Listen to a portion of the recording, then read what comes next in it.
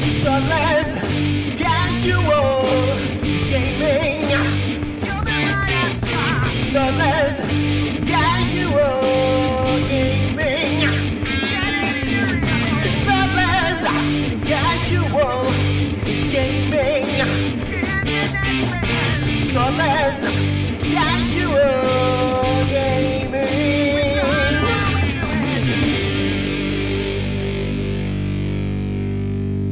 Hello, you're listening to Thoughtless Casual Gaming with Brett and Jace. We are a Geelong-based gaming podcast where we play some games sometimes, usually badly.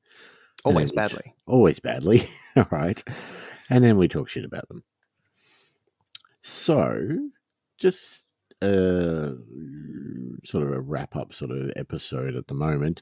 I wanted to talk, first of all, with you, Jace. I wanted to talk hobby. Okay. What have you been up to? Because you've been painting, unlike myself, you've been painting a fair amount of various things. Yeah. All right. So what have I been painting? He says, thinking out loud. I mean, I think we did the Mayhem Dash to get the Slan done. That was done and dusted. Yep. The next piece I realized was for the current season of Sevens that we're playing, I hired an additional line woman, and I didn't have an additional line woman. Okay. So that was a bit of a scramble to print, paint, get to a point that I could put on the table. So we got most of her done. Did you get most of her done in time for the match that you needed her for? Yes. Okay. Yeah. Well, that's a positive. The skin needs some work, and she could probably do some extra, fixes. But we had her at a point that she didn't look out of place on the table, like it wasn't one grey model, and that made me feel better. Does she have a base? She does have a base. The base is painted. She isn't finished, but the base is. Who are you? What have you done with Jace? I got to the point where prioritization became a definite thing, and to make the model look more finished than it was, the easiest way to do that was to put paint on base. Okay. So this is another one of those tricks like painting half a model for a competition. Yeah, you just paint the front. But this was one of those, if you get her mostly painted and then you put her on a base and the base is finished, it's like it makes the model look complete. And if you don't really pay attention, you don't notice all the bits I hadn't done. So, or what you're doing is you're trying to distract your opponent by your hastily shoved together model so that they don't concentrate on playing the actual game. In fact, I have 8 players on the pitch or something. Yeah. Excellent. Plausible. Right. Anyway, so that jumped the priority list. The other one that has had some work done on it is the Why So Serious 2 door prize. Mm-hmm. So they are started. Now, this is exciting. This is an Old World Alliance Sevens team that you Sevens are roster painting up to give to some random person who comes to Why So Serious 2 in December. Correct. I don't know why, and I did this last time as well, but I keep choosing 7 rosters that involve 8 players, which seems silly. I mean, I could afford them. That was the problem. Humans are cheap. No one's buying rerolls. No. So, I mean, you throw an ogre, a blitzer, a slayer, and the thrower, catcher, one of them. Anyway, a other position in there, and you're like, oh, I have room for more players. So there's another 4 linemen to go along with that. Anywho, so we've made a good start on them. Trying to do them I'm always more picky with stuff I'm giving away, so it will be progress. I mean, this is why I don't give stuff away. Then I can just slap something on and it's done. This is a lot more as well. And then what happened here is that one of the Patreons I'm a part of had a painting competition recently. Mm-hmm. They ran one. I painted a model for that. It was fun. It was good fun. They're having another one. It runs for October. And so I thought, well, I entered the last one. I should enter this one too. So I went, squirrel, and immediately started painting. So it's cool. It's the there's a Dark Elf Blood Bowl special character. What's his name? Kraken guy. Yeah, Kraken guy. Kraken Either off. way. So it's a version of him I started doing. And I had silly ideas for things I could do with him, noting that, it had to be the model as supplied by because it's the 3D printable file from the Patreon. No adjustments, no scaling, no anything. So just print him and throw him on a base. So he is almost done. Kiroth Krakeneye. That guy. Yeah. The guy from Blood Bowl 3. Yeah, that guy. Either way, it's a pretty cool little model. He's almost done. I'm now just finishing base things. He's very blue. He's very blue. I like him. He was fun. So I'm currently doing... Are you doing water on the base again? Yeah. But hang on, I'll see if I can... He won't show up at the camera, but I don't know if you can see like the... Oh, there's a splash. Yeah, I'm trying to do a splash. Oh, that's impressive. I like that. So we'll see how that turns out, but I reckon that's going to be 3 or 4 days of just adding water effects on top of water effects till it looks appropriately splashy. And then he's done it. I can go back to the Old World Alliance team. How did you do the splash? I found some plastic laying around that was, I think it was a tube for like some green stuff or something like that. So what is it? The Woodland Scenics, the water effects, the really thick like gel stuff. Basically use that as glue.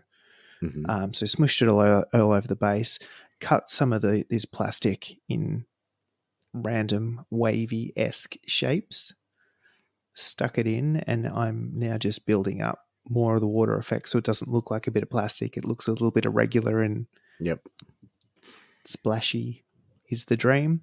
We will see. I like it. And the Old World Alliance, how is that going? How far through are you? I've done base coats on everything is the moral of the story. That's the short answer.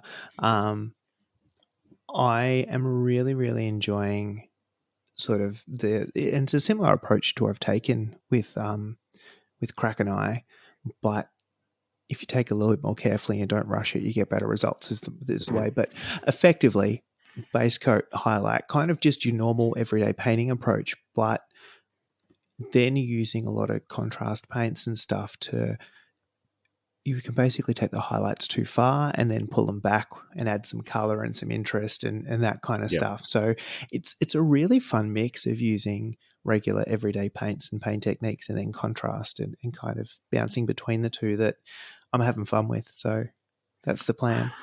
I like contrast. I think contrasts have absolutely their place for many people. You've seen how quickly George is smashing through things on our Discord just from your use of speed paints. And, I have known George for a long time, and I don't think I've ever known him to paint this much ever. But he's making a go of it, which is fantastic. I'm still really enjoying contrast as the first layer. And that's what I've been working on. I've been doing the Plague Rats for Underworlds. Not Blood Bowl Underworlds, actual Underworlds. And there's 6 of them, and just, same thing I've been doing for a while, but black undercoat, dry brush grey, dry brush white, contrast over the top, and then that's pretty much where I'm at. And then build up the layers using actual normal paints, just in the areas that the contrast points out to me. It does make it really obvious where you should put highlights and where you should. So I think it's almost one of the, like that whole concept of the black undercoat and a dry brush or a zenith or I know people who have done like a white undercoat and then just dumped a black wash over the top. But it just It makes a lot of the detail that you don't necessarily see until you start painting easier to see and pick out and notice and pay attention to, because there is nothing worse than almost finishing a model and realizing you missed something. You're like, Yep. fuck, I've got to go back and I've got to stay inside the lines this time. This sucks. Hold on. He's holding a bag. Why yeah. did I not see that before? Yeah, that kind of just sucks. So that, and then I'm old and my eyes are tired and I don't see things, so it makes it easier. And then, yeah, where am I putting the highlight? So even that concept of the kind of zenithal highlight where you have a directional highlight that you use straight over your undercoat, even if you don't really see that afterwards, it just is such a good guide. Mhm. What should be highlighted, what should be shadowed, and I think contrast does exactly the same thing, because it gets darker in the bits that should be dark. Yeah, I mean, the trick I've had is some of the new contrast paints are not necessarily contrast paints. They don't do that. No, They don't do that, but they're glorious. they are. They're very pretty. But the only thing I really struggle with is I'll put a contrast paint over this zenithal type undercoat, and I'll be right. Okay, this is green, for example. Let's grab a nice green because I'm a lazy painter and I use Citadel and I don't mix and I go straight out of the pot and all the rest, all the things that you shouldn't apparently do, I do. But the trick that I'm having is a lot of the times I'll grab a contrast, I'll put it on, and I'll think, great, that looks really good. Let's layer that up with, a shade of green. And I'll pick one up out of my collection and I'll say, this one looks perfect. And I'll put it on and it'll be the exact same color as the contrast. And it doesn't actually stand out that much. And then there's that trick of trying to work out how different do you go to the actual contrast. Yeah. But I'm having fun with it. Yeah. I've also been having a lot of fun using multiple layers of contrast in a very similar way. So you do the grey through to the white or whatever, but basically take that up too far. And then, as an example, if I was doing like a gold color, I've been going Skeleton Horde, which is a really pale as a starting point, and then probably like the Snakebite Leather, but starting, not covering everything, so leaving the extreme highlights, still just the skeleton, and then going, I don't know, even down to like a shish purple or something. So you end up going from light to darker, and you basically just go your highest highlight, cover everything, and then you just miss the highest highlight and cover everything else, and then you miss the next bit and you cover everything else, and using multiple layers of contrast to do similar stuff. Okay. I like the sound of that. I don't know how good I'd be at it, but I'm eager to give it a go. Yeah, it's fun, and because they're pretty thin and they sort of go on a little bit wet and stuff, you can kind of wipe it you off. put the second layer in. Yeah, you kind of, and you put it in the darkest bit. You start in the darkest bit, and then you kind of just spread it up as far as you want to go, and it kind of blends itself. I tried these. These Skaven that I'm doing at the moment, they've got smoke. 3 of them have got smoke, and I tried doing wet blending with the contrasts with 3 different greens. And I don't know that I can tell too much the difference between the greens. So I added on top of that and I started putting in the Necron Glow technical paint. And I kind of went the opposite way to what I usually do, in that I put the glow mainly in the shadows. And and I didn't go all the way up. So the glow is kind of coming up from the sensors that these plague monks are holding. And I reckon it looks all right.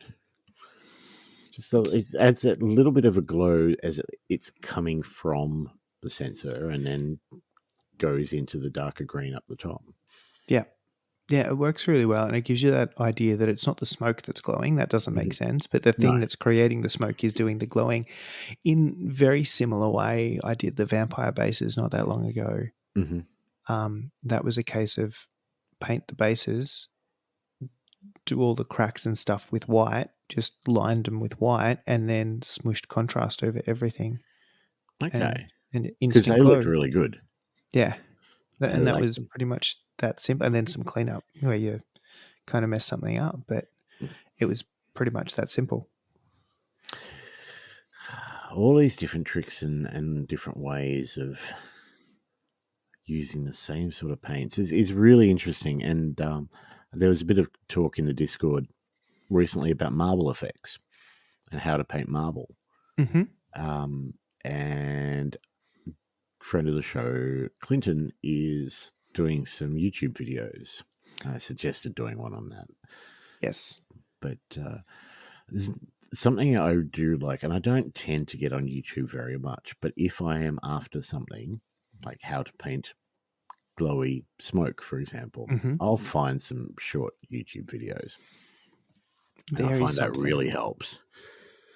There's always a video for what you're trying to do too, whether it's an official Warhammer one or whatever, or if it's, there's at least 2 or 3 guys painting on YouTube that I've found. There may be Yeah. more. Oh, there is a lot more. I find that because often it's the thing you're either looking for something specific, and so you're like, I'm looking for a thing and I want to see how to do a thing, or it is background content while you're doing hobby, Mm-hmm. which I often have something like that on just on sort of YouTube in the background. But the kicker with that is because I'm not watching it intently. Like you need a really good host Mm-hmm. for it Yep. because like I'm listening mostly. And then you kind of hear something that pricks your ears up and you have a look and then you go back to what you're doing. But I find often that's a really good way of I'm not trying to find something out specifically, but you just go, oh, that's a good idea. I'll try that one day. And you just kind Mm-hmm. of file it into the banks and then you go, oh, what was that thing I wanted to try? And you go back and reference the video as a bit of a refresher. But it kind of is nice just having these little ideas floating around. Okay. That might be something I need to try because I mean my usual fare when I'm painting and I want to keep painting if I'm not streaming at the same time. And streaming has done the trick for me where, I'll jump on and X amount of people will jump in and have a bit of a chat, and that keeps me motivated and keeps me painting for longer than I would normally. But the other trick when I'm not doing that is just sticking something on TV that I've seen a million times before and having that in the background because I find I don't need to concentrate on it. I can just listen and know which bits I want to tune in for example. But having that thing on the background does keep me painting longer than normal. Yeah, I should be left alone with my own thoughts. So that's generally the best idea is to have something on to make me not think. I think, look, Twitch has worked. Old TV series that I've seen a million times before has worked. I think the next step is a Discord get together or something. Absolutely needs to happen.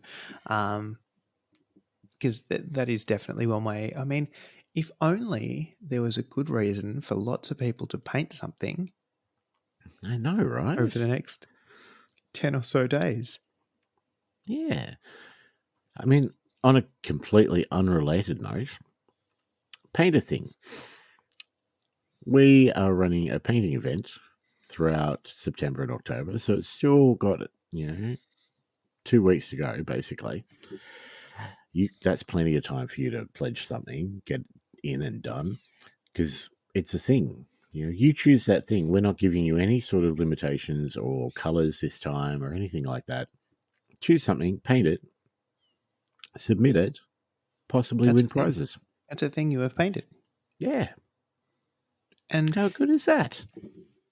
even if nothing else, you have one less unpainted thing, which is a glorious thing for everyone concerned. And if you're in the Discord and we get our asses together and organize some sort of Discord evenings, then you're socializing as well without leaving the comfort of your own home. Yeah, and it's like that voluntary socializing where you only have to talk if you want to. You don't have people making awkward eye contact. You can sit there and just listen like some kind of creepy stalker. You can. Just And occasionally breathe if heavily. if you don't like what's going on, you can just click the button and You know you're what? out. You know, the other thing I really enjoy about the Discord hangout type situation is just every once in a while, there's a silence and you just get, Is that paint? sure. I don't know, but that is the sound that frequently you just get randomly throughout, and it gives me the giggles every time because I'm an adult. You're like, we could play the Is It Paint game.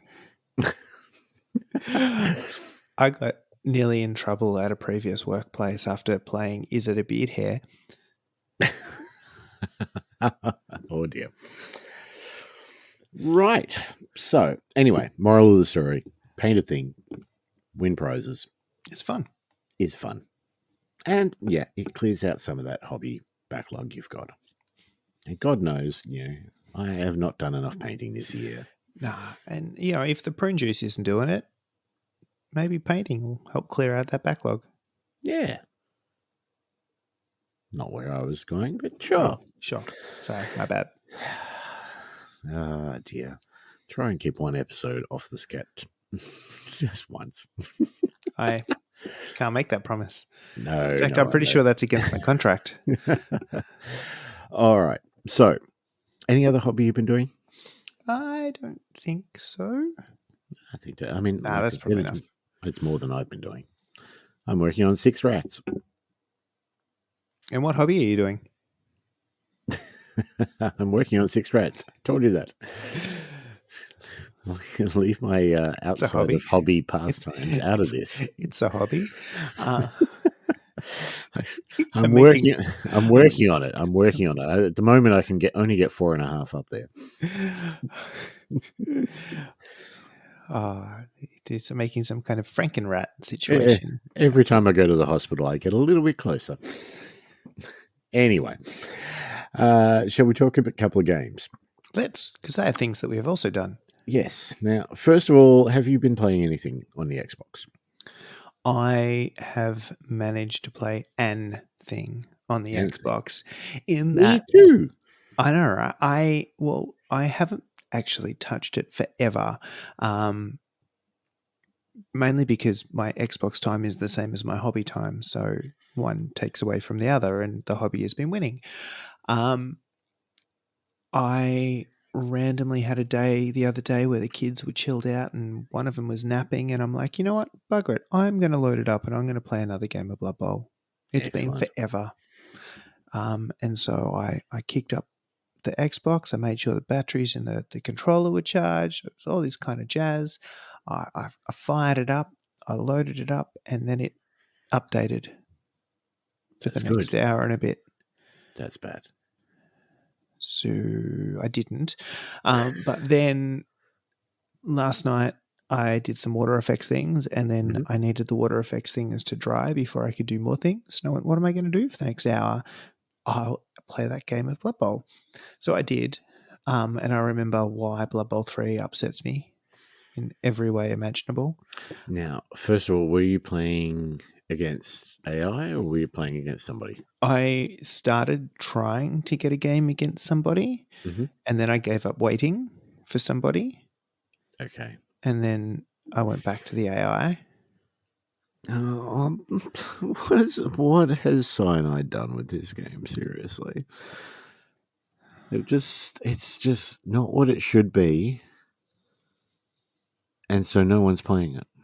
No, and it's interesting because I'm also finding, and it was always going to happen, but I think I didn't probably consider it as much, right? But you've got a mix of people playing it now. You've got people coming from the tabletop game looking for more opportunity. Great. Love it. Sign me up. You've got people coming from an online gaming world getting into Blood Bowl, not necessarily as a tabletop game, but this is kind of their first piece. And what I'm really struggling with is the key differences in the way those people interact with the game. In that, completely unrelated example, I'm playing Marvel Snap. Yep. I am not going to win by round 4. I retreat. Everybody gets that. It's fine. I am playing Blood Bowl on Xbox. I get to turn 6. I have all my positionals dead. I play out that game. That is just Yeah. the person I am. Yeah. But there is a group of people that have come from that online world of, I don't want to spend the next however long playing a game that I have no chance of winning. So I'll can this one, I'll exit, and I'll go play a new game and start again. And that's kind of the social contract that they're used to. But Yep. people from the tabletop game are used to this concept of, no, we are agreeing to spend the next hour and a half going through and playing a game through to completion. So I think I'm watching that play out, which is an interesting thing. But as I said, it takes too bloody long to find a game. And I'm an impatient jerk at the best of times. And to be honest, I then went, nah, screw this. I'll load up an AI game and I'll just kick puppies. That took forever to actually kick off and play, and it was kind of Really? spinning. It was spinning on the loading game bit forever. So it took longer than it should have. And then I had, troll slayers and ogres trying to dodge away from elves. Yep. So a 4-0 game later. I want Blood Bowl 2 with updated rules. Correct. And that is so far from what we've got so far. So that is my Xbox. Yeah, that's fair. I mean, going back to your Marvel Snap comment, if they haven't snapped, I'd play up to turn 6, then I retreat. Because then I get more boosters. But that's just me. I mean, this involves more. Generally, I haven't worked out who's winning and what's going on until turn 5, 6 anyway. I don't know what's going on. I'm doing things. I am struggling this season. I've had the last couple of seasons. It took me, I don't know, week and a half to get from 70 to 80. Mm-hmm. And it took me like 2 days to get from 80 to 90. Mm-hmm. And then I've gone up to 93 and then back down to 89 and then up to 92 and then back down to 89 and up to 92 again, down to 90. I'm hovering around the 90 mark, like constantly. I'm doing the same thing, but at the 70s. I'm just kind of bounce and then back down and then back down. Yeah. I just can't work out a deck that's going to consistently get me the cubes I need. No. I also haven't actually paid enough attention to how to get the most cubes out of games and when to snap and when to retreat. And a lot of the time, I'm still the person that plays the game through to completion because I don't know what they're going to play. It's definitely going to. They've just played a 0 onto a red skull. They're playing Taskmaster turn 6. We know this, but they may not have drawn it. Let's see what happens. I actually had a good game tonight. I played because everybody else is playing it, and I figured I'll give it a go as well. I played a Shuri deck, right? Mm-hmm. And I was up against what I originally thought to be a Patriot deck, but turned out to be a Cerebro deck, right? And I played Magic. So we were going to 7 rounds, and I managed to get, I think Shuri got increased by 1 by one of the locations. So I managed to get turn 6, I've got a 28 level Red Skull with no negative traits. And he's got Cerebro out. He's got a handful of things that are all like 6 power. And he's got Wong on the Surfer right side, right? Yeah. I thought this could be interesting. So he snapped, so I snapped. I'm like, I'm either losing a lot or I'm getting a lot. And I was winning going into turn 7. So I could have played Taskmaster, but I played Enchantress on the left side. So he had, on the right side, he had Blue Marvel and Wong. On the left side, he had Cerebro and Luke Cage. I played Enchantress on the left side and just an armor to try and get a couple extra points. Couple extras. Yep. Yep.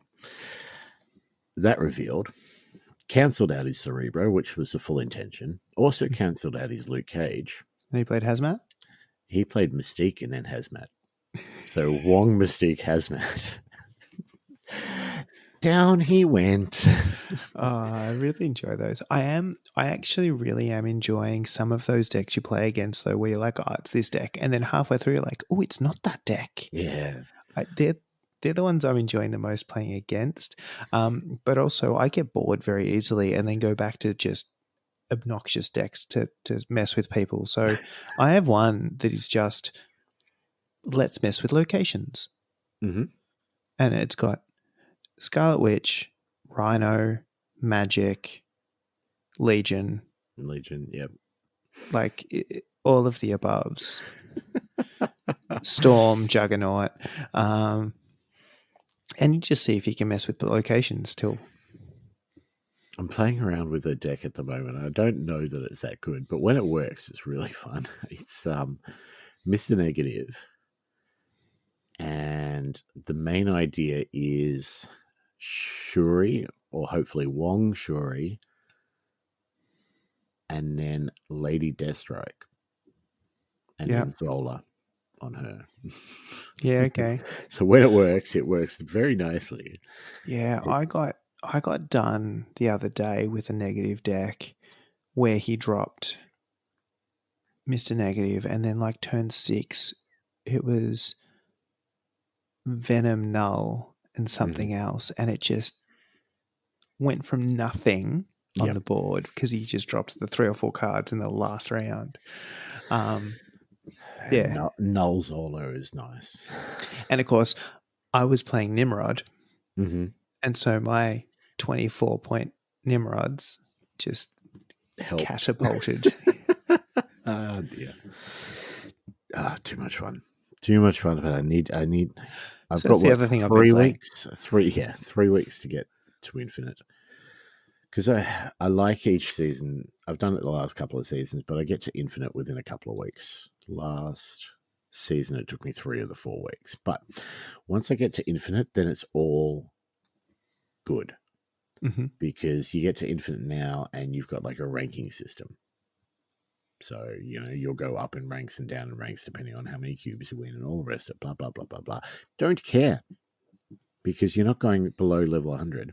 So I just play the crap out of my one booster deck, which is just all the cards I'm trying to get boosters for. And they don't synergize, and people have no idea what the fuck I'm doing because I really don't. I'm like, you know what? I'm going to play Kingpin over here, and I've got no way to move anything. Cards. Yeah. So. I have one of those decks. I actually need to play more. I should just do it. I actually have a couple of those decks because currently the plan or the approach I'm taking is every time I can afford a variant card that is a pixel variant, I buy it. Oh, no. You're one of them. So I am very slowly collecting pixel variants, but then I just have pixel decks. Of the closest things I can possibly get to synergize with the available alts. Oh, good Lord. Good Lord. See, I'm on the other hand, I'm trying to collect the Art Germ and the Venomized ones and ones that look cool. I mean, I think we're doing the same thing. No, I don't think we are. I think that's exactly what we're doing. I think I'm trying to look good and you're trying to piss off everybody that you play against. No, they're the best ones. And it does give me throwbacks to the Malifaux deck I spent so much time getting designed. Yes, I mean, I've got one of those. It's pretty. It is pretty. It does all the right things. And funnily enough, all of the pixel deck artwork has the costumes I recognize, so everybody wins. Excellent. I think, speaking of Malifaux, Enforcer Brawl, we need to make that happen soon. Yes. And speaking of Enforcer Brawls, there's the alternate Brawl rules, which would be very interesting to also trial. This is the one you were talking about in the Discord with a friend from Iowa. Yes. Yeah. Okay. So it was a fan created format. So, and basically the concept, and I'm going to explain it badly because I'm not 100% across it, but the whole idea was you have loot available so you can interact with things on the board to get loot, and you pick up random cards which give your models random abilities. So it's kind of this hunting through the treasure to find something cool, and then your model can do something else cool, but it's a random effect. So it's kind of like PUBG or Fortnite. Yeah, sure. All right. I'm in. Yeah. I'm in. And it's another deck of cards. It's just like the loot ability cards. And there's rules, but we had actually picked that up as an official format and ran with it. So it's kind of cool that it's one of those ones that was, officially, fan created, that found its way into the real thing. Excellent. All right. There's so many games we need to get in before the next season of Blood Bowl. Let's make that happen. Xbox. That's right. That's what we were talking about. Total side tangent. But only thing I've been playing is Darktide, which isn't Vermintide, I've learned. No, it's Vermintide with guns. Yeah, and lots of guns. There were lots of guns. Yes, it's the right price point for me because it's free, isn't it? Yes. On Game Pass, it's free. I mean, maybe a little expensive, but absolutely the right price point. But I'm having a bit of fun, and I haven't played with friends yet. I've only been playing with just random people. And first couple of levels, I had no idea what I was doing, so I just followed other people, and we eventually died, like most times. But then I started leveling up, and then I still don't know what I'm doing, and I'm still following other people, but we're getting through missions. So go figure. But it's basically it's Vermintide with guns in space against Nurgle people. Rats in space. Yeah. But there's no rats in 40K. There should be rats in 40K. I mean, I feel like that there is absolutely a Nurgle converted army in this. If only someone had thought of that. I mean, my Chaos Marines all have rat heads and tails. You see my point? Yeah. But then, yeah, there should be more Skaven in all forms of Warhammer. But yeah, that's it for me for Xbox playing. But it has,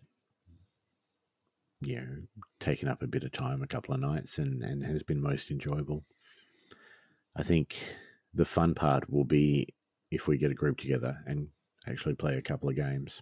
Mm-hmm. It'll be more fun because we'll be able to talk, and I won't bother not putting my headset on because I don't talk to random people. And it'll also be fun because none of us will know where we're going. Absolutely. Like we're all starting from scratch and we're all just going to do silly ass here. Yeah. And I am directionally challenged in life, let alone in video game form. Like I am the first one to get lost, and they're like, "You're facing a wall. Why are you doing?" That is going to happen. Now, lagging out in life and online.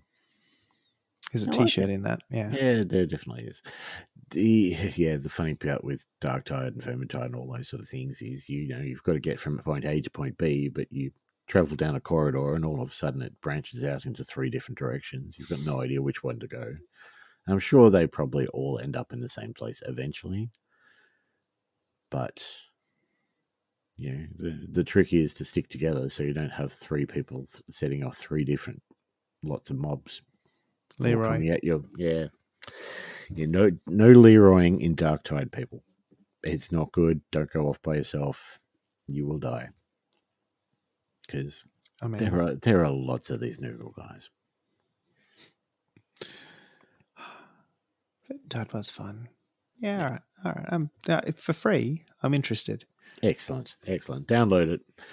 Load it up tonight so you can update. to just make me angry anyway. But it did look, to be funny. The whole piece of that was like, I'm going to play a team I don't normally play. Throughout the Elven Union, Mhm. there's some fun to be had. Ooh, have we got a new team for next season? I've that what you're telling me? already committed for a new team for next season. What are you playing? What are you playing? Humans, Humans. because I want to use the Grebo puppy team. Gotcha. Makes sense. It's my excuse to put those on the table. Humans are decent. They're good, but the challenge is right. So it's big guy or no big guy. Mm-hmm. I went no big guy. Okay. That gives you a lot of cash, but rerolls are for chumps. So I just have a lot of cash. I think humans and orcs are pretty much the main ones that you can choose rerolls with. Yeah, apart and from it's a really solid choice. And so we'll see how that plays out. Excellent. Playing on hard mode. This is the idea. But I really want to play the team, and I am yet to find an Elven Union team I like. So that's the other problem, is the actual models for, and there might be some coming sometime in the near future that I'm interested in. So we'll hold off. Excellent. What about playing a human team with no rerolls and no positions? I mean, that's basically just playing a vampire thrall team. Talk to Pip. All right. Ignoring Xbox, what have you played? There has been, wow. The other exciting thing that's been happening in the world of Blood Bowl is the release of Gutter Bowl. Yes. So that is a thing. I've officially picked up my copy. It is glorious. Not technically not the release of Gutter Bowl, but the actual stock of Gutter Bowl. Oh yeah, the release where people could actually get their hands on the game release, not the release of we said it was released today release. Like, yeah. Anyway, so the moral of the story is Gutter Bowl is now a thing. It is now a thing I own. It is also a thing the other day. I think it was a league night at Throw the Dice, and Moose had picked up the store copy and had cracked it open. He's like, "Do you want to try this?" I'm like, "Yes, I do." And Moose is a pusher. He is a good pusher. He is very good, but also like it wasn't a lot of pushing required. No. First taste is free. You want to give me a Blood Bowl variant? I'm probably interested. Is silly fun? Is silly, like sevens is silly. This is next level. Okay. So full size Blood Bowl pitch, right? And I'm like, that's too big to have 7 players. Like, this doesn't make sense until you realize how big those obstacle sections are.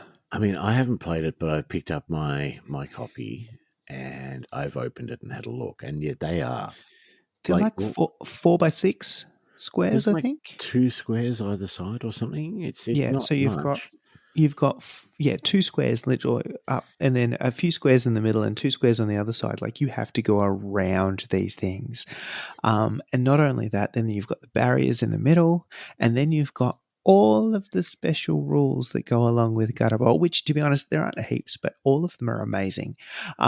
So things like you've got the little barricadey bits, right? So if you're hitting someone, or if you're hiding behind it and someone's hitting you, you get an extra strength because you're hiding behind the concrete wall. Great. Now, are they just on the market side, or are they on the sewer? No, they're on both sides. Okay. Yeah. All right, continue. The other ones, but so you can climb over the barriers. That is fine, but it's basically like a go for it roll if you just want to move over them, or you can take an extra point of movement to be careful so you don't have to roll. So you can either lose movement or roll to choose your own fate. And we know from previous experience in Blood Bowl how good rolling is in this game. Rolling is always the thing you should do. Yes. And then to make it more fun is every time you are knocked down, because you're playing on flagstones, cobblestones, some kind of hard surface, it's a +1 to the armor. So that's right. a Mighty Blow floor is a wonderful thing. And it's Mighty Blow +1. Like it's a neg 1 to the armor. So it stacks with Mighty Blow. Yep. Like it's one of those kind of fun situations. So casualties were high. There is no ref. You can foul every turn. It's not a problem. There's no set off. I don't care. How would that work with the new vampires? So when you fail Bloodlust, you bite a thrower. Yes. They're not technically going down to the ground. It's just the injury roll, isn't it? So the ground wouldn't affect that, would it? You skip the armor. Or do you skip the armor now? Yes. Yep. Yeah. All right, cool. Yeah, so that's no fun.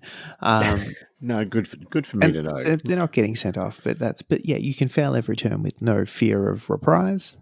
So you are fouling every turn. And then it's the extra stuff around what happens with the markets and things like that when you get knocked in and pushed in and the sewer, and like it's not too much extra rules, and it all makes sense, and like the weather tables are themed to the boards and stuff. I was surprised because I thought, all right, once you get someone with the ball down a sideline, there's no catching them, and actually there was still a game in it. Okay. The other one is a rule I think should be in all variations of Blood Bowl. So the Gutter Bowl version of stalling is the best rule ever invented. I did read that now. So if you can score without rolling dice and you do not, the crowd dislikes this. So the crowd throws a bottle. It is literally a 2+ to get hit by the bottle. On a 1, you're fine. On a 2+, straight down. You go down. It's the best rule in the game, bar none. No particularly in a board with so much stuff in the way and it's hard to get around a bit. But yeah, there's some real fun around clogging things up and managing laneways and stuff like that. There's still a line of scrimmage, so that's a thing with 7 players on the pitch. So you've really got 4 people to cover 3 people on the scrimmage.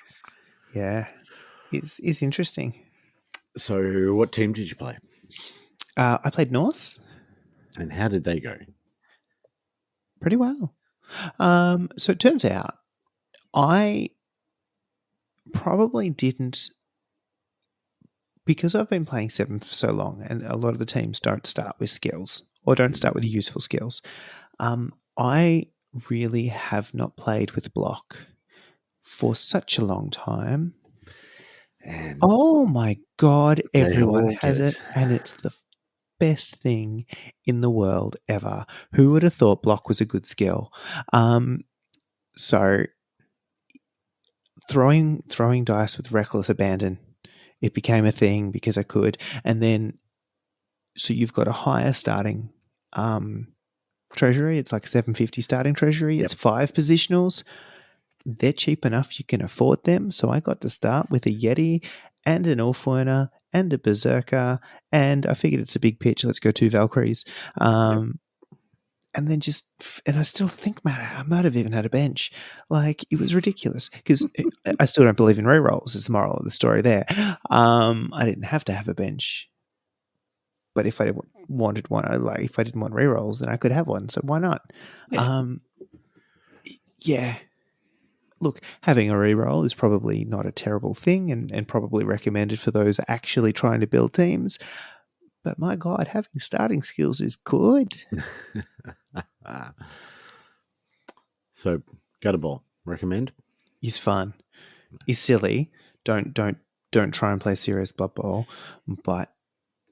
And it's one of those, I think it's an interesting one for the balancing act because rerolls are still expensive. You're limited in positions and things like that, but numbers are good. Having I feel like a whole bunch of goblins as an example, not a terrible thing because you can just stomp things every turn. Snotlings. Swarming is wonderful. Yeah, secret weapons work differently, so I think it's a 4+ each drive or something. I can't remember now. But so they're not automatically sent off. Because Yep. there's none of that. But it's so there's better chance that your secret weapons will stay on for longer. But there's still a chance they get sent off. Correct. Okay, cool. Because I just assumed that they wouldn't get sent off, but that was No. before the rules. Before I Yeah, read the no, I rules. think it's the rules are something along the lines of on a 4+, the crowd realizes that you're cheating and decides to, kick you Punch into you in the head. oblivion. Yeah. And you're off for the game or something like that. But yeah, look, the kickoff events are silly. The fact that you can push models into the pit of the sewer thing and hopefully they get eaten by a monster, glorious. So Yep. you've got a little bit more crowd surfing. You've got, it's got the Dungeon Bowl stuff where you can throw the ball at the wall and have it ricochet. You can push people into walls. Yeah, because I know that there's no throw-ins or anything, but I was wondering if you could do the bouncy pass thing. Yep. Which You can do the I have bouncy pass. no idea how to do because I never tried in Dungeon Bowl. It gets very confusing, but no, you can do the bouncy pass thing. So that's it. And then it's also got that whole piece that if you push someone into the wall on a 4+, they drop because you squish them into the wall. So it's kind of more like ice hockey than. I like ice hockey. Yeah. Excellent. Squish people into walls. All right. Another game we need to he's good. organise. Do more. Cool. Well, the other night we were at the Nerd Fairies, which was ironic because the Nerd Fairy was not. But we did get a game in. We did. Together. I know. It's been a while. It's so long. And we played some Underworlds. It's been a long time since we played Underworlds. It's been a long time. Like we ended up, there was a 4-player match. Yourself, myself, Moose, and Alice. And Moose is always willing to get Underworlds out. I think he's always got 17 copies of it in his car or something. But yeah, I don't even know that he packed any. He just pulled it out of an orifice. He's just like, oh, here's everything that you need. It's with the bag of many things, D&D thing. He just squatted and it was Underworlds appeared. Anyway. Yeah, I've got that image. Thank you. I mean, you're the one that touched the boards. You didn't? No, we all touched the boards. It was fine. Yeah. Sharing is caring. But we played a 4-player game. So Alice played the Ghosts. Yeah, the Night Haunt, the Lady Harrow, somebody. Yes. Yeah. And they're a decent team. I do like them. Moose was playing the New Goblins. Yes. I was one playing, of the he was using one of the Rivals decks, the Void Curse deck or something. Yeah.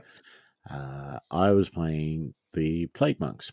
The new ones. Yeah, because I mean I'm painting them so that I can play with them. So I thought I may as well play with them so I can hopefully paint them more. Plausible. Yeah, it works. And I was just using the deck that came with them. And you, sir, working on that principle that you paint things so you can play with them. I just finished painting vampires, so I played vampires. Now, I heard all these things, and Moose is quite vocal about the vampires. Yeah, I am legitimately looking for another team to play after. So, and this is off the base. So I've played over the last couple of months. I've played a couple of games of Underworlds. I used the vampires because I basically had 2 relatively new warbands. So I had them and I had the new Zinch, the Pandemonium ones. Yep. They're both assembled. I needed an excuse to paint the vampires, but I looked at the cards for both of them and I said, right, well, I think I understand half of the words on this one. I will play this one. Makes sense. So I played the vampires and I have played Moose a number of times. And I haven't lost with the vampires. He was saying they pretty much just print their own glory. Yeah, there's a few interesting glory scenarios in there. So and it was, we'll get to this in the game, but there's one in there and it's like score 1 glory if an opponent has the same or more glory than you. Yep. If you're not winning, maybe win. That's pretty much the wording, isn't it? Yeah. So there's a few of those kind of things. And honestly, I have been learning how they work because they have the bloodlust mechanic. So they get hungry and then they get angry. So you've got your base card, you've got your inspired card, you've got the bloodlust rule as well. So it's kind of like having three faces to your card. And I guarantee you I haven't been playing them well. And Moose is trying like different decks and he's kind of bouncing through different crews and decks and stuff. And I'm sure he's not trying to really stomp me into oblivion because he's too nice of a human. But I guarantee this shouldn't be the outcome if we're playing a balanced game. So I feel like, there's probably some history before me, some long-standing trauma that I am exacerbating. The problem is that I've painted up those vampires. They're very too, pretty. and I'm very, very fond of them, and I want to play with them. Yeah. But at the same time, I don't want to play something that just wins. No. I mean, the flip side is I originally asked about this and I said, look, if this is going to be a shit experience for everyone I play, someone say now and I'll do something else. Like, that's cool. He's like, no, I want to learn how to beat them. Mm-hmm. Surely there's a way. Absolutely. There's got to be. But yeah, it's interesting. But yeah, playing Underworlds for the first time in ages, really. I mean, it was a 4-player game, which made things nice and light and easy. It did mean that the game went on for a lot longer than I expected, especially in my tired state. And there are quite a few things that had changed since I last played, I think. And just enough. Moose would say, this can happen. I'm like, can it? That's new, right? Yes, that's new. Every now and then it was like, that's new, right? No, that's not new. Oh, okay. But I mean, it was fun. It was interesting. I definitely had no idea what I was doing because, I mean, my rats all inspire when there's 2 corrupted zones, right? Mm-hmm. And I read the rules on how to corrupt things, and I'm like, well, I can corrupt something in my first move. So does that mean that all my guys will inspire straight away? And I looked at the cards and stuff, and they all get more health. And I thought that's a very good thing because they're all flimsies. They're all rats. And so I was like, oh, well, I may as well do that first. But no, that's not the case. They corrupt at the end of the round. Yeah. So which made things fairer and should be the way, but absolutely. But it is one of those games where there are really important distinctions between rounds and phases and things like that, and you need to be pretty careful about what happens when and in which order and stuff like that. And I honestly haven't nailed any of that. Yeah, I mean, I was thinking about that, if you're not winning, please win card that you played. Yes.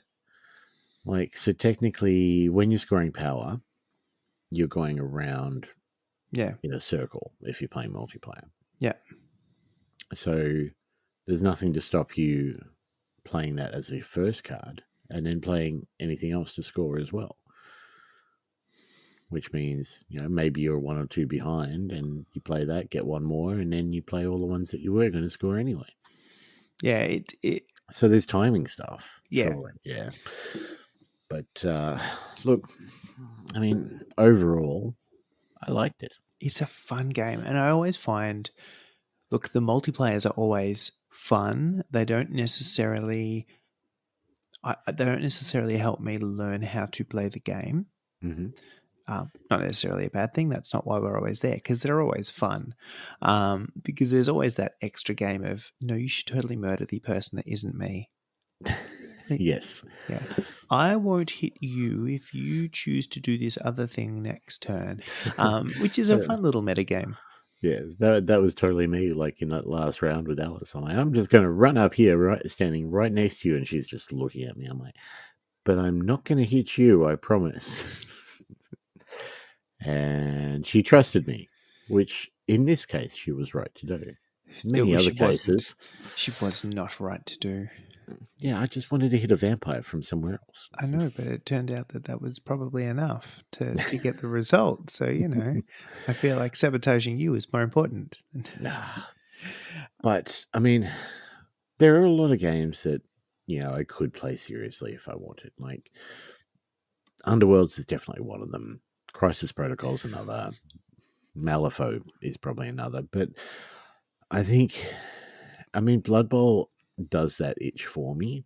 Mm-hmm. And I've for most other games, I just enjoy a good co-op or a multiplayer game where nobody gives a rat's ass who's winning. Yeah, No, or not winning, but wins rather. correct.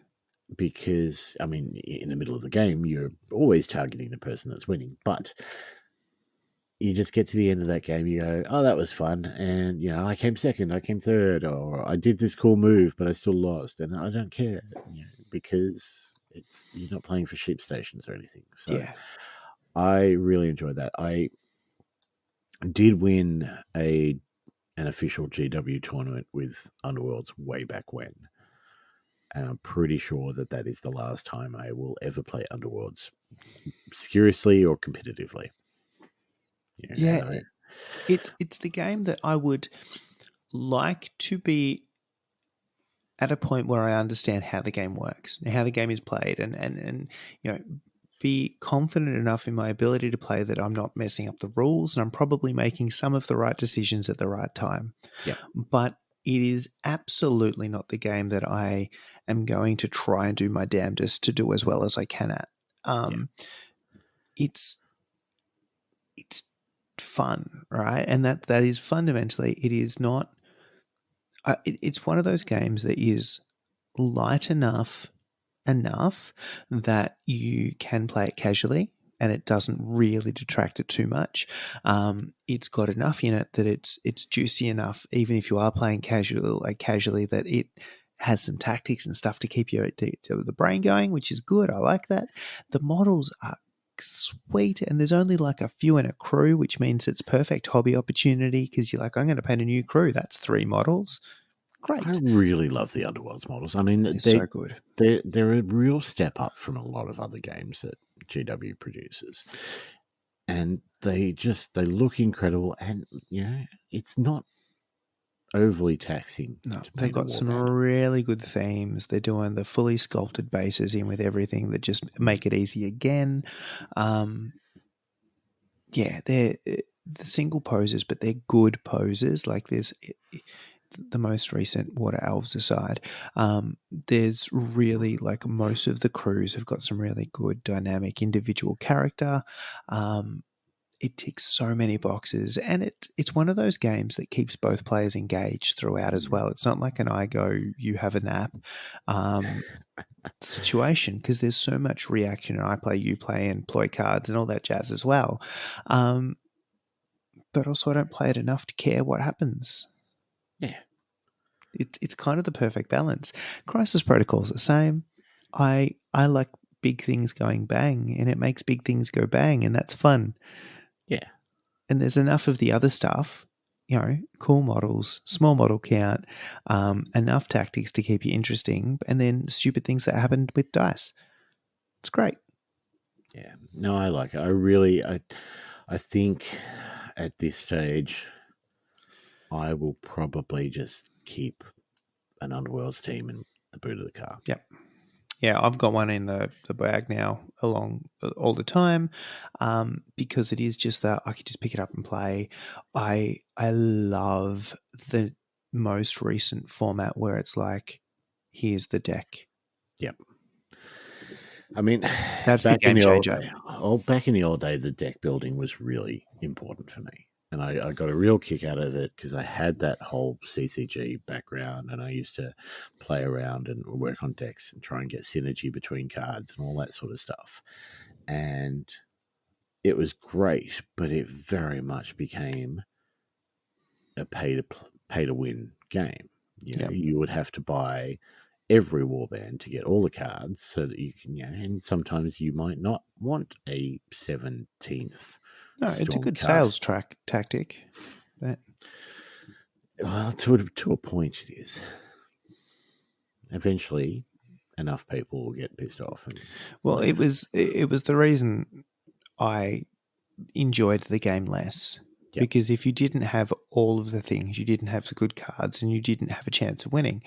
And this concept of the game is at a balanced enough point that you can just rock up with the crew and the cards that the crew came with, Mhm. or this pre-constructed deck that you bought. Like the deck building stuff was the stuff I didn't really love out of the last game. Like I like dabbling, but it was too much of the game, and then it was too much of what do you own, because if you don't own the good stuff, you can't play the good stuff. So Yep. this is perfect for me. It hits that level of casual where it feels like what you do in the game is more important than what you do outside of the game. Yes. The whole turn zero thing is not really a step anymore, where it was half the game before, really. Yeah. It's fun. Anyway, I like it. Yeah, the option for multiplayer is glorious. The 2-player version is great. There's enough people kind of playing that you can get games, and even if it's against the same couple of people, they're amazing people. So, there's no bad here. Yeah. Give me more multiplayer games of Underworlds. I'll be very happy. Add it to the list. Your list is getting long. I know. So, speaking of Underworlds, I had a couple of things on hold at GW. And they'd been there for a little while. Elliot's lovely. But they'd been there for a little while, and I needed to go pick them up. And Warhammer Geelong's got their 10th anniversary thing going at the moment, where the more you spend, the more stuff you get. And I'm a sucker for those little coins that they do. You are a sucker for those little coins they do. I am a sucker for all sorts of little coins, but we'll get to that later. So I had a couple of things on hold. They released they didn't release, someone else released it, but some of the GW shops were stocking it, a lanyard. And it was a lanyard with a pin on it with this delightful little nurgling. Mm-hmm. And then you could buy more of the pins and get more nurglings in different colors. So I had a couple of those on hold. Mm-hmm. And there was a book series that I wanted to read, and I wasn't sure. I liked the idea of it. So it's basically Ultramarines versus Death Guard, right? Mm-hmm. Trilogy of books. Borrowed the first one from the library, liked it, finished it pretty quickly. Bought the second one from Throw the Dice, because that's the one he had on the shelf. And I have made the mistake in the past of not owning all books in a series, and then when I want to go back and reread them, then you got to track down. So Elliot had books 1 and 3 there, so I picked up both of those because I finished book 2 last night. That left me, not far off getting the 10th anniversary pins and the little coin for. Basically, it looks like a Space Hulk coin. The sucker coin, yep. The sucker coin, let's call it that, because I've got plenty of them. So I needed a little bit extra, just a little. So I pre-ordered the new Underworlds. Because, I am... Some glue would have done it, but no. A Blood Bowl team would have done it, but no, I've gone the full, because I'm like, oh, yeah. And I was scanning through the GW website before I went and came across this, and Alice was there with me, and I was flipping through pictures, and she saw the squid.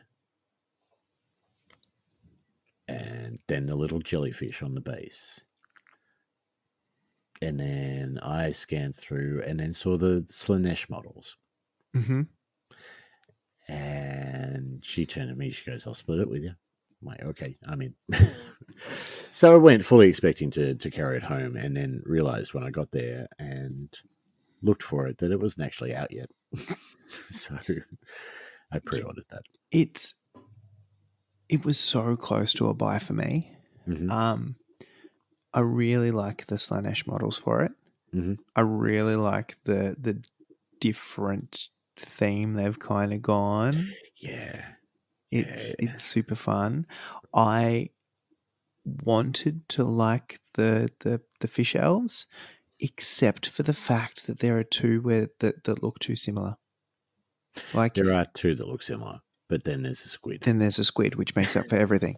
But it was just like in a game where all of the models are single pose, they're individual sculpts, and they do such a good job of making them all so characterful, it just felt like they just copy paste that one, and it made me upset. No, I understand that. And then I Half of realized it- I painted the first Slanesh warband, so I should do that. I haven't painted that either. Nor have I painted the first Deepkin one. No. But Which I is might also just- pretty, and they have a crab and a fish. Yeah, I might just palm them off to Alice too. She will appreciate the crab and the fish. Oh, she certainly will. I am a little bit worried because I do like the Slaanesh models, Mm-hmm. especially Mr. Fat Guy Mhm. and Snake Person. Mm-hmm. But there's only 3 models, Mm-hmm. and that scares me. 3 models in a Underworlds team where you've got 4 actions. I assume that means they're good. Look, but it was interesting because it happened with the Nurgle, right? And they were Nurgle were not good. I mean, they were so pretty. They were such good models, that Nurgle team. I wanted them to be good, but they just weren't. alas. I'm hoping they've done a reasonable job at balancing the new decks and stuff as well. Yeah. We'll see. I haven't really looked, but they were pretty. I mean, the good news is there's only 3 models to paint. That is true. And that's my purchase done. That's enough. For now. But and I was even as I was doing it, I've got so many Underworlds teams. But I've only got one Slaanesh team. The one that got me is the fact that I have so many from like the first season or 2, and they're all the ones that don't have decks. They had decks. They had decks, but they don't have decks in the current Rivals format. Mm-hmm. So that is my dilemma. Part of buying a box like this is that you get the deck for the Deepkin, and you get the deck for the Slaanesh, and you get 2 Rivals decks. Oh, do you? Yes. That's interesting. So, because that was the other conversation I was having with Moose one night after the shop shut, and we made a habit of that where we eventually get booted out at like 10 o'clock, and Rich buggers off, and we sit out the front of the shop and chat, and then till you realise it's like 11:30 and we should go home. yep. I've been there, done that. And he was saying that he's been having a lot of fun playing the Rivals format by using one of the generic Rivals decks, the universal decks, yep, that you can play with, and just cycling the warband, because there's only a handful of cards that change. You learn the deck, and then it's how does this warband play with that deck? So that I want, I've been tempted to pick up one of those Rivals decks, but there are certain crews that I want to play. Mm-hmm. There are certain models that I love more than others. I will throw Nurgle in there, but the vampires, the Nurgle, there's a couple of crews which I just love. Skaven, any of the Skaven, but it's knowing if I pick up a Rivals deck, I want to know what kind of crews it's going to work and with. There are there's definite ones that are bashy. There are definite ones that are magic-y. There are definite ones that are like movie focus. So the good news here is it gives some of those original crews a little bit of life, because you can generally find one that kind of suits. The original orcs are going to go the bashy one. Chances are kind of deal, right? And there's probably sneaky ways that you can do better than that. But let's go with my really kind of lame logic here. So it's absolutely doable, but yeah, correct. If there's a couple of warbands that you want to bounce between, and they've got very different play styles, and they've got up-to-date cards, like I also really like the simplicity of just being able to go, this is the warband, these are the cards, go. Yes, likewise. Anyway, is there anything else you'd like to chat about? I mean, apart from the pending joy that is invariably, coming towards us at what I've just realized an alarming rate of knots. Since somebody Yes. may have mentioned number of weeks, and I went, "What? No, what?" Yeah, I realized that when I updated our website the other day. I'm like, as soon as I got on the website, there's a countdown. It's like 45 days to go. I'm like, oh, that's a lot lower than last time I really looked at it. Yeah, that's a good reason not to look at our website. So we've mentioned paint a thing. Definitely jump on board that and paint a thing for us and potentially win Not for us, some for stuff. you. Paint a thing Yeah. for yourself. Well, And then we just happen to be involved yeah, on the we want to periphery. talk about it and we want to praise it and all the rest of it. But second, well, better than that. And it is better. It is better. Why So Serious 2? December 2nd, Sevens tournament. The most fun. I said this in the Facebook post and I will back it all the way. The most exciting Sevens tournament that you will play in all year. Guaranteed. Guaranteed.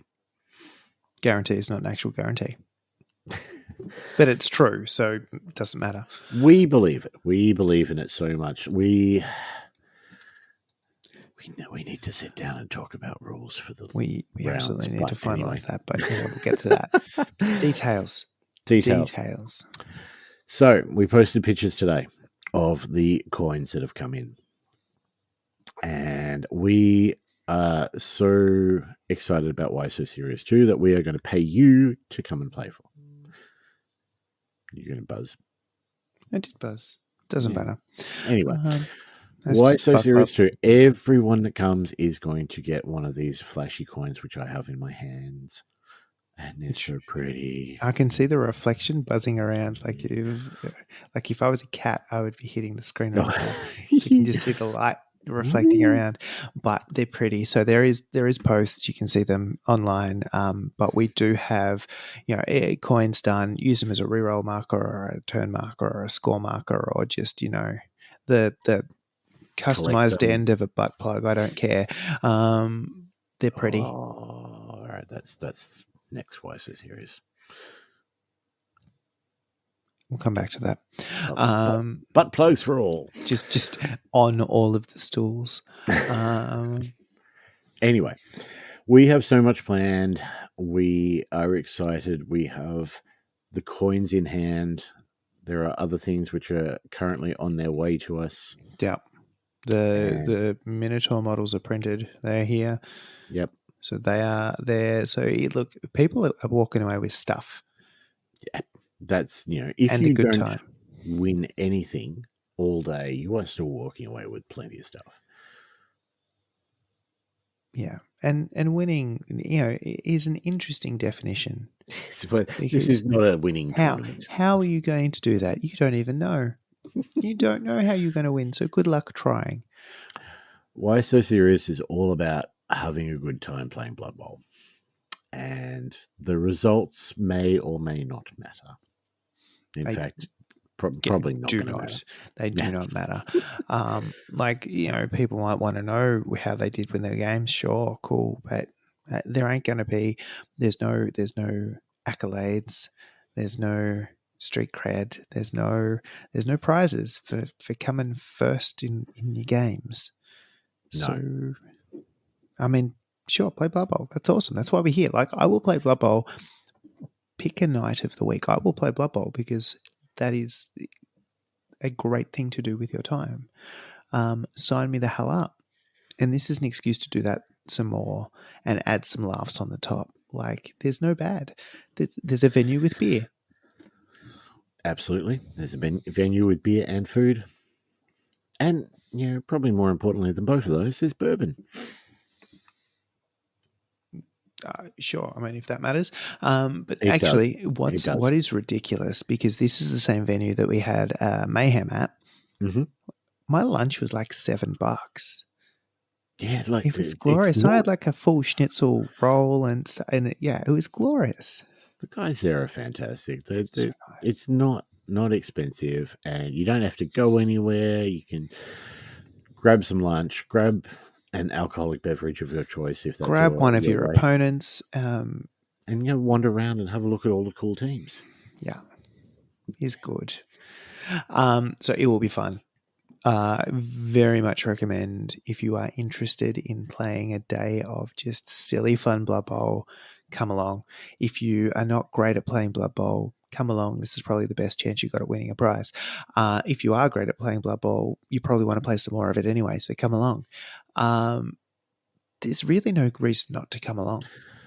The best promotion for Why So Serious I think we can do is the fact that when we did the first one, there was so much laughing and fun and people enjoying themselves in the store that someone not playing jumped on as a Patreon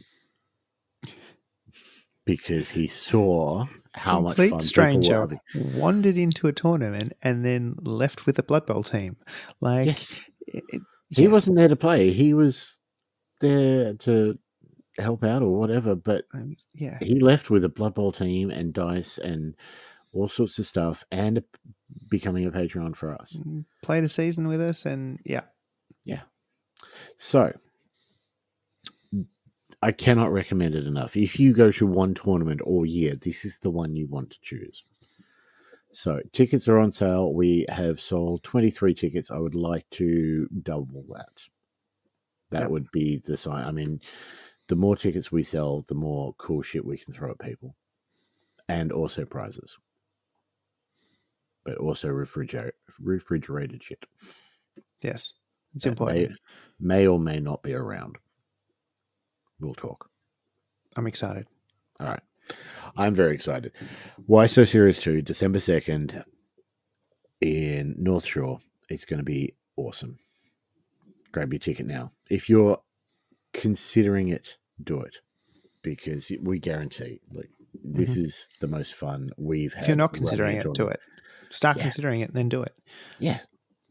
It's that simple. And, this is... Do it. It is December 2nd. It is probably the last chance you're going to get for a day of silliness before the silly season really hits you. Yeah. It's a good time to spend some time on you. You let your family treat it as part of your Christmas present. The silly season is not as silly as Why So Serious. Let's just put that out. Anywho, that's it from me. That's all I got. All right.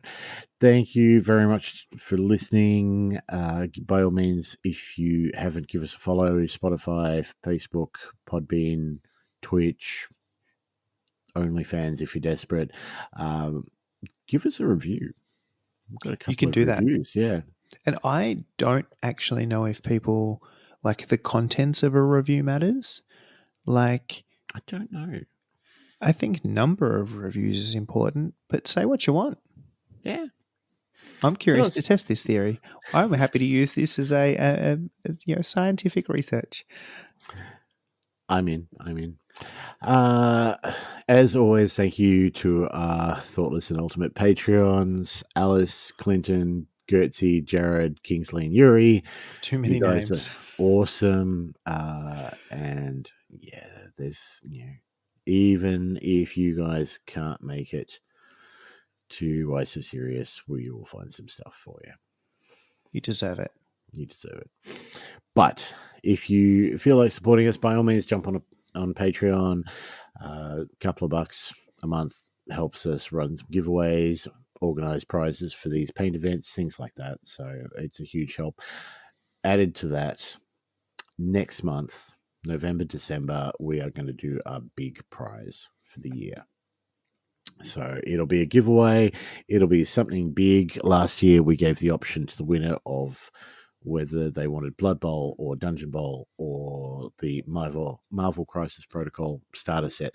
So we're talking big box, people. It'll be easy to enter, but we will, as usual, give entries to everyone that has entered our paint events, everyone that has come to our tournaments that year. So Get Jump on- involved. Get more things. Get more Jump on stuff. Pay to Thing. Yeah. Jump on Pay to Thing. Come along to Why So Serious.